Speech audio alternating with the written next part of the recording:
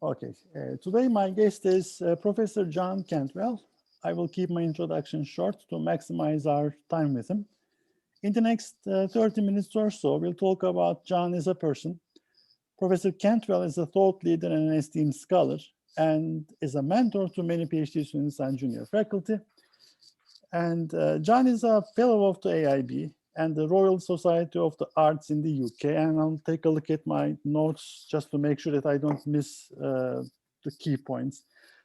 He was the editor-in-chief for a very long time of Journal of International Business Studies. He was the associate editor of the Journal of Economic Behavior and Organization, JIBO. Was the president of the European International Business Academy. Was one of the 4 founding fellows and the dean of fellows. He also won the PricewaterhouseCoopers Strategy and Eminent Scholar Award for the IM division of the Academy of Management for lifetime achievement in international business scholarship. Thank you, John, for joining us. So first, I'm curious about what did you want to become when you were a child? Well, this is quite funny. So the true answer to this is a train driver, because as a kid, we used to go on a little local railway that ran, between 2 or 3 major locations in our area in London. And so we always made sure as kids, we sat at the front of the train, directly behind the driver, so we could see where we were going. And it seemed like such a great job that he actually got to control the train and run between these 2 destinations. So that was my desire as a kid. I wanted that job. I still want to be. I mean, it's still mesmerizing. It was interesting. So can you pinpoint the earliest moment of awareness between domestic versus foreign in your life? Yes, this is quite interesting too, because in a sense, it depends what we mean by domestic and foreign. So growing up in London, in the UK, there was a continuing obsession at that time, and to some extent, this is still true, with the Second World War and its outcome.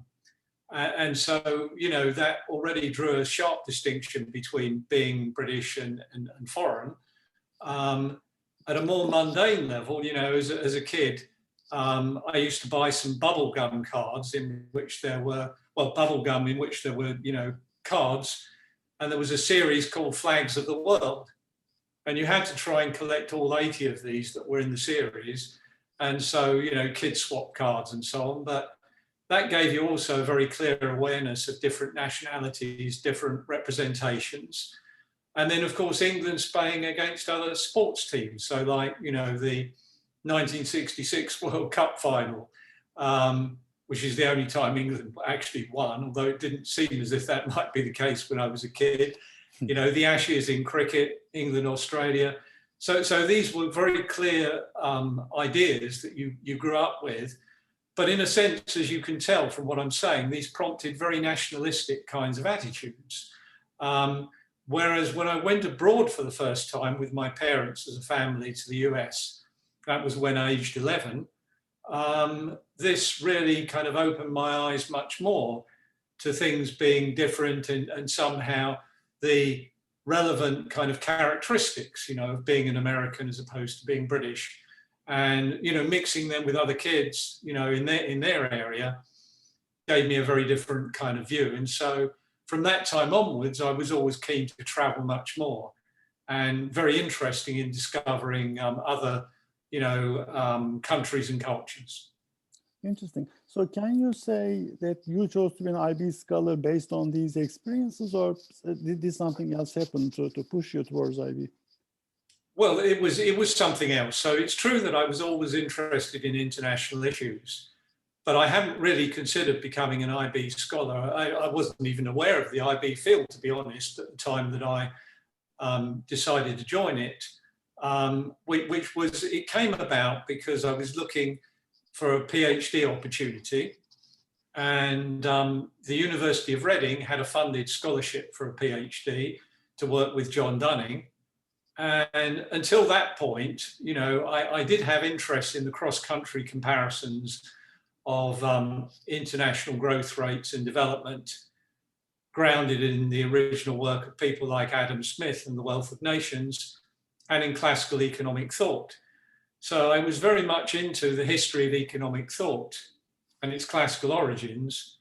And, you know, then John Dunning obviously seemed like a good person to work with. He turned out to be a fantastic person to work with. You know, really set my career in a new direction. And he, you know, obviously educated me. And working with him, I gained an interest and a much better knowledge of international business, and quite quickly was enthusiastic to engage with the field. Interesting. But it was a matter of chance, you know, that I came to Reading. In a sense, that's where the money was at the time. I mean, John Dunning had the fellowship. You learn from Dunning. I mean, it obviously conditions the yes differently. What is something not many people know about you that is not on your CV, which is pages and pages long? Well, all right. So something personal, not on my CV, and therefore wouldn't be expected to be. I've been virtually non-alcoholic since my late teens. My friends and I actually drunk a lot. We were often in pubs in London, even when we were slightly underage, possibly. And so becoming drunk or, you know, drinking a lot was a big thing at the time. But by the time I went to university as a student, which is just when many other people were already starting to sort of liberate themselves and drink, you know, I was kind of out of it, and I would be taking orange juice when they were taking beer or other forms of alcoholic drinks. So I kind of got it out of my system very early on. I'll have an occasional glass of wine with a meal, but other than that, no, I'm essentially non-alcoholic and have been for a very long time. Interesting. Well, if you stop doing what you're doing today, what is your second best alternative career path? So good question, because that's probably changed somewhat over time. Currently, just at the moment, I think I'd like to be a philosopher if I wasn't doing international business. And indeed, I'm kind of, to some degree, I'm beginning now, as one can, as one gets somewhat older, to link ideas in philosophy to international business. So you may see one or two publications along those lines in due course. My undergraduate degree actually was in philosophy, politics and economics, PPE, in Oxford. And at a time when alternative options were actually open, so going back now to when I was younger, when I was, as it were, deciding what to do, the time when I went to Reading to do a PhD, I did at the time have various other job offers, you know, to work as an economist. I had, when I first left college, I'd worked as an economic forecaster for a year. And so I had a background in that. So I had a number of offers which certainly would have paid me more money than, you know, well, maybe not now, but than I had initially ended up making. But I wanted to become an academic, so it was a pretty clear choice for me at the time. But that was certainly something I considered, you know, because I did have some attractive job offers back then. Interesting. And I was talking to Peter Buckley about how he started as a historian, and that was a tipping point, exactly like yours. And obviously the career concerns about, let's just... Yes, that actually kind of links to my experience in a way, because as I said, I was interested in the history of economic thought and alongside, obviously, in economic history. So there was an element of that in my, you know, grounding, as it were, in wanting to become an academic, because apart from the fact that I wanted to work more on the analytical details behind the models, as it were, rather than just get something that would function from a professional viewpoint. And so, you know, things like history, philosophy, background understanding of the theory that underpins these things was essential to me. And that's why I had to become an academic. I'm also curious about asking all these accomplished people this question about their regrets. What is the one thing that you wish you would have done that you didn't? Well, in that case, I'd probably also go back to school days, because, you know, school days, I used to play bridge, you know, a kind of card game. I was also playing chess at the time. I was the school captain of these, as it were, games of the mind. But to play bridge well, you have to have a good partner. You have either north, south, or east, west. And so, that sort of fizzled out as I got increasingly involved in other things. Once I went to university and beyond, my kind of contemporary counterpart would be playing Sudoku and killer Sudoku. So I do these puzzles, and in a way that is a kind of gaming too, but it's a gaming that can be done individually. And I think actually even academic research is also a form of puzzle solving. We try and solve problems or issues. We try and tackle issues that are causing us to puzzle in one way or another. But if you do a puzzle like that, which can be completed in a reasonable period of time, unlike a difficult piece of academic research, it's kind of more relaxing and it takes your mind off other things. So, but yes, I somewhat regret that I had to give up playing bridge and chess and so on, which I used to enjoy. My father told me when I was learning bridge, my father told me to watch it very carefully, and you first have to watch it for many, many years. I'm still watching it. It's been 40 years, still learning about it. Yes. So, one final question about John. What is John most proud of? What are you most proud of? Well, okay. I have. I would say what makes me personally most proud, which reflects to some degree, of course, things that I learned from my parents and, values that I saw in my father. But I do believe that I have a pretty strong set of inner values, and I've adhered to these throughout my life, in both in professional life, personal life. And in professional terms, what this has meant is I've privileged, the pursuit of intellectual aims and objectives over other day-to-day career concerns. And when I look around, you see many other people who tend to focus much more on the day-to-day of their careers or professional objectives, set out in terms of gaining promotion or getting some kind of recognition. And I think this kind of value system has also helped me greatly to provide support and guide numerous students, co-authors and others, in what really matters. And so I'd say that that's something I'm kind of proud of, yes. Interesting.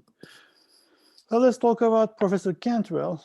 And now that we know that you don't drink, but you're stranded in a small village, you sought refuge in a small neighborhood pub, and the locals are curious about who you are since you're not ordering any drinks and what you do for a living. How would you summarize your research to this audience? And if they ask you, why is this important, what would you say? Okay, so although I don't drink alcohol now very much, as I've said, I might be found in a pub occasionally, given that that's a fairly British thing to do anyway. And these days you can get good food in pubs sometimes, so maybe there for that reason. But anyway, yeah. So let's follow your illustration. I think I would have to begin, because this has been my experience when I talk to total novices who know nothing about academic research, people who are not really associated with universities, so completely outside academia. I find that one of the things they often ask me is, how do you do research? I mean, what does research mean? So they understand what research means in a chemistry laboratory, for example, on a big physics facility like CERN. But how do you do research in the social sciences? That doesn't seem, or humanities, that doesn't seem to make much sense. So I think I begin just by explaining what social science research is, how we do it, and that whereas natural scientists tend to test hypotheses or theories experimentally in a laboratory in order to isolate the particular effect that they're interested in getting at or examining, in social science, we look or analyse patterns in the data and evidence that we're able to gain, either through our own efforts or through other secondary sources. And I would tell them that my own primary research focus is on multinational companies, so that, for example, there I've used data on foreign direct investment, Dunning and I actually early on did a directory of foreign direct investment statistics. And I work on innovation, technological innovation, for which I've done a good deal of work using patent data. So we can use patent grants as indicators of innovation and invention. We can use patent citations as representations of knowledge sources and the knowledge background behind new knowledge development. So I'd say when we examine these kinds of data, we can find out various things. I've tended to take, as I mentioned a moment ago, a longer term historical perspective.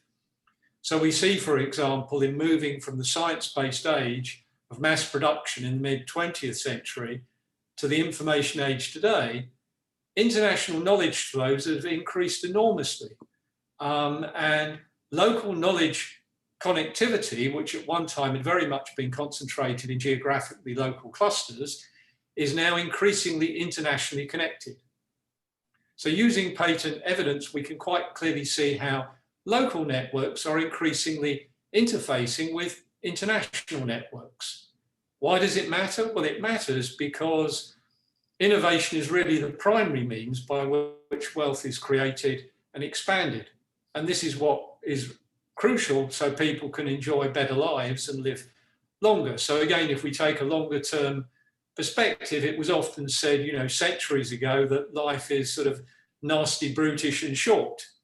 It's not necessarily the case today. Our health is better, our expectations are better, but that's all grounded on this increase in productivity and wealth that has essentially come about since the Industrial Revolution, which is grounded upon technological change.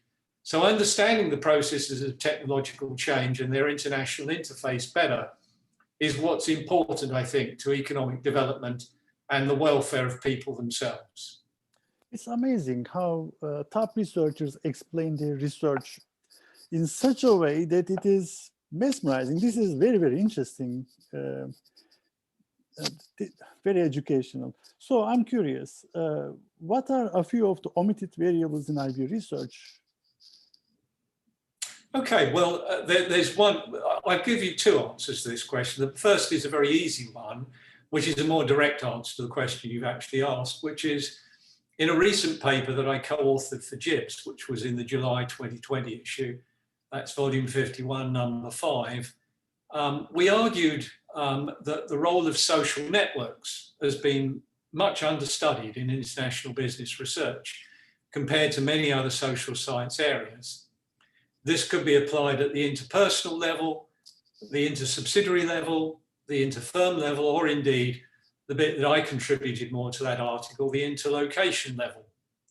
And so when multinationals were, as in, you know, the 60s or 70s, viewed essentially as simple hierarchies, you know, it may have made some sense that we weren't particularly interested in networks as such, because our network, as it were, the parent-subsidiary relationship, was relatively easy to understand or straightforward.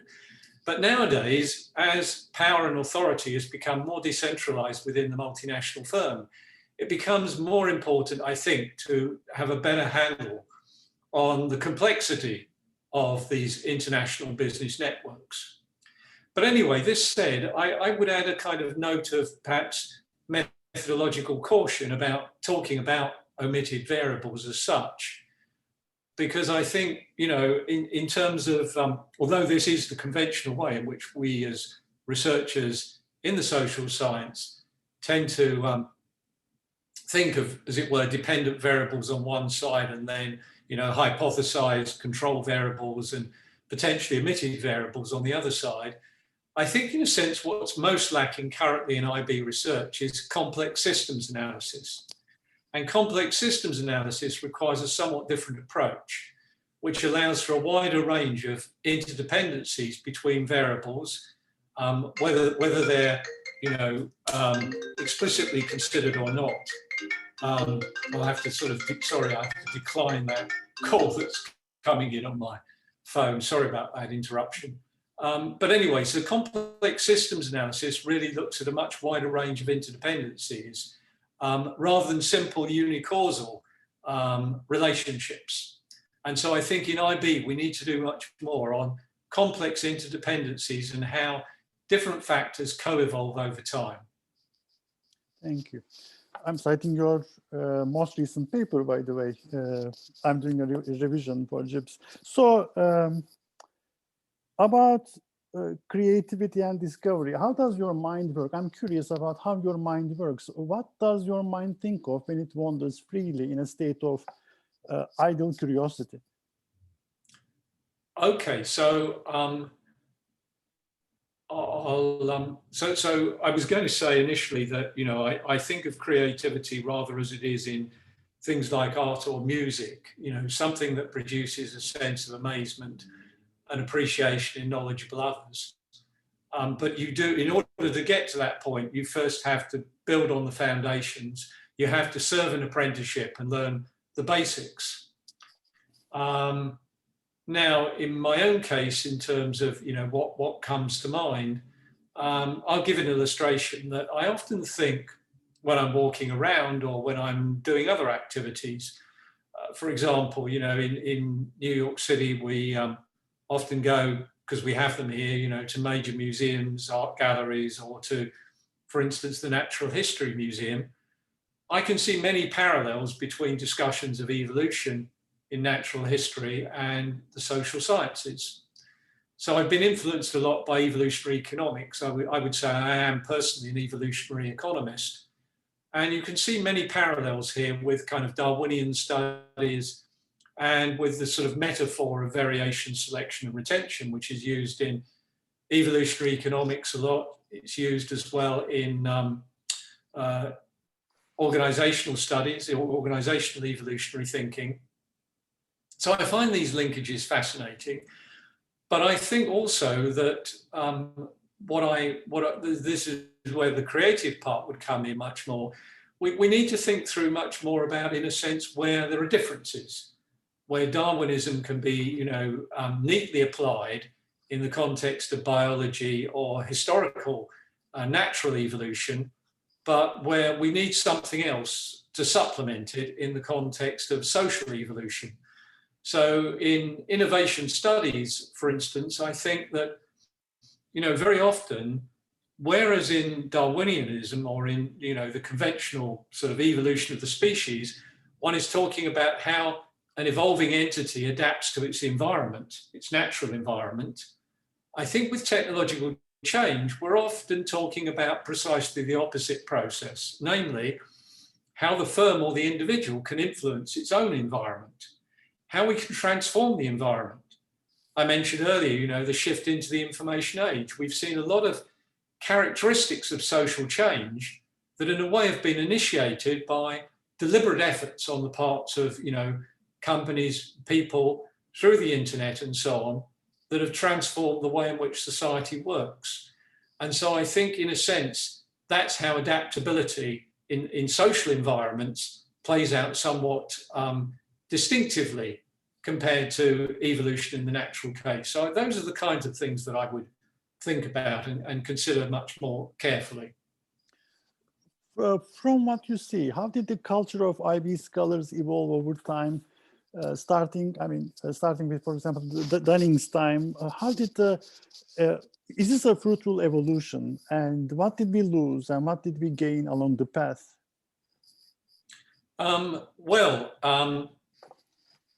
I think that the culture of IB scholars themselves, if we're talking in those terms, has changed. It's become much more multicultural in a way than it once was. I mean, I remember when I first joined, it was pretty much a kind of transatlantic community, you know, US, European, and even those to some degree diverged. You know, we would talk about, you know, Americans having one understanding and Europeans having another. But now it's become much more global, multicultural in its roots, more multi-level in terms of the way we think about the subject, and more multi and interdisciplinary. And so I think this is partly associated with more travel in our community, more study periods abroad that people have done. And so we've somehow created a more global community of scholars and a steady rise in international co-authorship. Now, of course, this has happened in just about every scientific field, not only in ours. But I think for IB scholarship, it has much more resonance and significance because the very nature of the subject is international itself. And so I think having a more multicultural community has really helped us in many ways. You know, has allowed us to look to, in better ways, at relationships between different levels. For example, between, you know, firms, governments, wider communities. In fact, I have another recent article in Jibs, which is it's forthcoming in the December 2020 issue with Sariana London, volume 51, number 9, where we look at the co-evolution of firms and governments. And that really looks at relationships with a wider community of stakeholders on which I think we need to do more work. But I think also maybe what we lost as we became you know, more aware of these wider issues was that, you know, somehow we lost a kind of focus in our research questions or interest. But on the other hand, I think we do, despite that, remain a pretty tight-knit community. So if I look at the AIB, for instance, by comparison with the Academy of Management, which is, you know, way too big in a sense for a sense of complete community, the AIB does, or EBA, remains at a kind of manageable size. Most of us, once we've been around long enough, we know each other, we become familiar with each other. And so I think we've avoided, in a way, and this is maybe a good thing, becoming too splintered or disparate. We're still able to talk to one another across disciplinary boundaries and across levels of analysis in a way that I think is really beneficial for IB scholarship. So which questions are overly studied, and maybe these areas are going to be less fruitful going forward in IB? Well, I think sorts of questions that, you know, maybe we've overdone are questions that have kind of recurred again and again, you know, from the 70s onwards. You know, some of the questions, and with diminishing returns, perhaps, things like, you know, the determinants of foreign entry modes. And I don't mean to, you know, disparage all work on foreign entry. I mean, some of it's still very good, but I think there are too many studies where people are, you know, still doing the same old kind of things. Also questions that are driven more by the availability of data than the significance of what's being asked. You know, the familiar issue of the, you know, the drunk who's lost his keys, and you ask why he's searching under the lamppost, and he gives the answer, well, that's where the light is brightest. You know, those kind of areas of research, I think, sometimes are a bit done to death because people have data sets. They're data sets that are widely available, so everybody tries to use them in one way or another. And that, after a while, becomes a bit tedious. Or, you know, relatedly, questions like, you know, that spin from, you know, the composition of boards of directors or the nationality of the firm or the individual, because that's something it's often easy to get data on as a proxy then for other things. I think those kinds of research are perhaps a bit too much overdone. Yeah. So now as a mentor, to give advice to young scholars and young PhD students, what is the one thing that you would have, you wish you would have known when you were starting out, and the valuable lesson that you have learned over time? Well, I think this obviously is quite personal as well, actually, because, you know, what's most important for one person will be different to another. But I suppose one of the things that I really discovered, you know, going back to those very early days that I was describing, when even as a student, I knew that I wanted, you know, an undergraduate student, I knew that unlike people that wanted to make a bunch of money, I wanted to pursue an intellectual life. So I knew what I was getting into. But what I didn't realize is that not everybody in academia would be as idealistic as I am. You know, not everybody has those kind of goals, or they're not necessarily as intellectually motivated. That's not necessarily why they've signed up, as it were. And I find that some others are more status driven, some are very political. You know, I never applied for any administrative position. Sometimes I was asked to do things like be Jibs editor. I normally, you know, turn these things down initially. And then if I'm sort of people come back and persuade me a bit more, I might eventually do it. But I do it in a sense out of a sense of service. You know, there are others who seem to have a sense of entitlement in our profession as well, sadly. And they might retaliate against you if they think, you know, you haven't given them their just desserts. So luckily in my own case, I've remained on good terms with most people in the field. I have very good relationships. I have a lot of close friends. But I do find it somewhat difficult to tolerate, you know, selfish behaviour. And so sadly, I've also fallen out with one or two people. And maybe if I'd known more about the nature of the profession, or, you know, that it's not that different to any other profession, if I'd had a clearer understanding of that from the outset, I might have taken a different kind of approach and be better informed, you know. You mentioned your principles, your values were the driver for a very good part of your life. I would like to follow up on that. So what can you say about the skills that people need to develop over time to be a successful person, successful researcher in the field like you did, you achieved? Yes. Well, I think that there's no general answer to this question, because it does depend on what somebody is initially very good at, what they still, as it were, need to acquire, you know, how their natural talents are shaped, what their initial skill set is when they come into academia. And so, you know, it varies from one person to another. But I think one general necessity that's important for all of us, and difficult for just about all of us to learn, is to develop a thick skin and to persist in the face of criticism. By learning, in a sense, how to respond more effectively to constructive objections, and to see, even within things that appear not initially to be constructive, to see where the constructive side might lie. That's quite a difficult skill to develop. I mean, we all face, you know, when we receive a rejection letter and a bunch of reviews that, you know, we're not terribly happy with, the natural reaction is just to almost throw them in the waste paper basket and say, well, they don't understand my work, you know, they're not deserving of my attention. But there's normally something there. And I think that's a skill that's very difficult to develop and acquire, but it's a very, very important one in our profession. Yeah. Well, setting those reviews 2 months aside and cooling off yes. is sometimes helpful. So what are the top 3 mistakes for IB scholars that they should avoid?